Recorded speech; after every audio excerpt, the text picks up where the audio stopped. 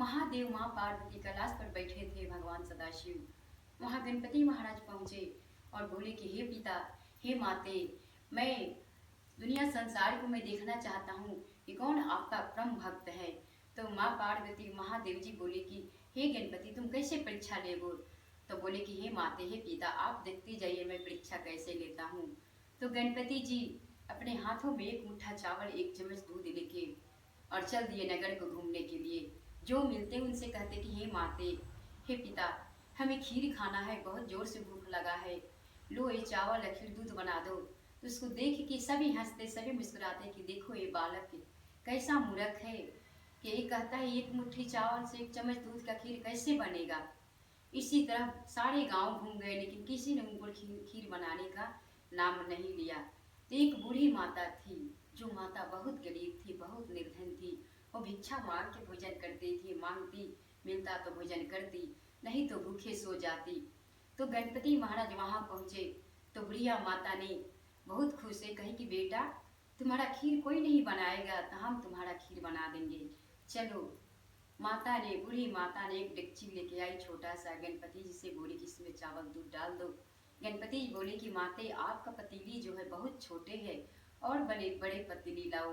तो बूढ़ी माता हंसने लगी, कहने लगी बेटा, तुम्हारा चावल भी थोड़ा है और दूध भी थोड़ा है, क्या होगा बड़े पतीले आते। नहीं माते, लेके आइए आप। बूढ़ी माता ने बड़े पतीली लाई, उसमें झली, वो पतीली भी भर गई। फिर उससे बड़े पतीली लाई, वो भी पतीली भर गई। फिर बड़े पतीली लाई, उससे भी वो भी पतीली भर गई।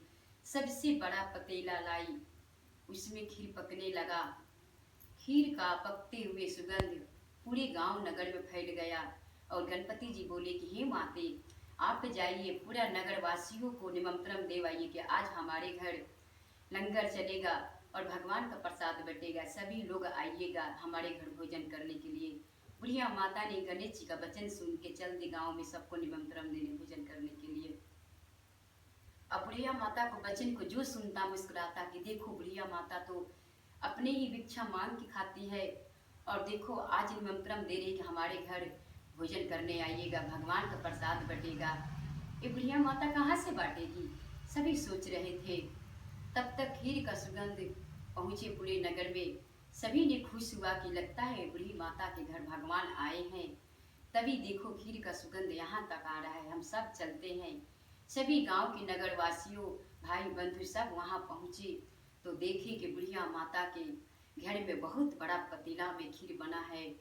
इतने सुगंध का मारे चारों ओर से सभी खुशी नजर आ रहे हैं।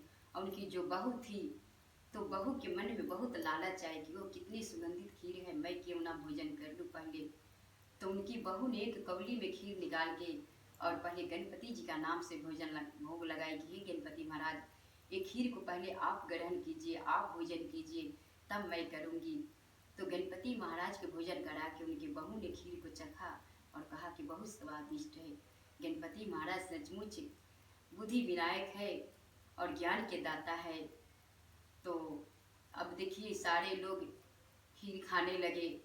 उनकी बहू, उनकी सासू माँ बोली, जो बूढ़ी माता थी, कही कि अरे पहले गणपति जी का भोग लगेगा। तब तक वहाँ गणपति जी कहे कि नहीं, हमारा तो भोग लग चुका है, आपकी जो बहू है बहुत ज्ञानी है, वो हमारा पूजन करती है, पहले कोई भी भोजन बनाती है तो हमको भोग लगा के, हमें भोजन करा के तब खुद ग्रहण करती है, आपको देती है। प्रेम से बोलिए गणपति महाराज की जय। तो देखिए खीर बटने लगा, खीर मुक नहीं रहा था। सब लोग सोचते थे कि अरे इतना लोग, पूरे गांव का लोग भोजन कर लिया, फिर भी खीर क्यों नहीं मुकता है। तो बुढ़िया माता ने सोची, मन में विचार करी कि गौ माता इधर भटकती है, क्यों ना मैं गौ माता को मैं भोजन करा दूं। तब गौ माता को जब ले गई खीर देने के लिए, और सारी खीर 4-5 बंदे मिल के वहाँ गौ माता के आगे में रख दिए। तो वहाँ कौन भोजन किया, 32 करोड़ देवता ने उस खीर को भोजन कर लिया। जय करा भोले भंडार गीता बोल सच्चे दरबार की जय।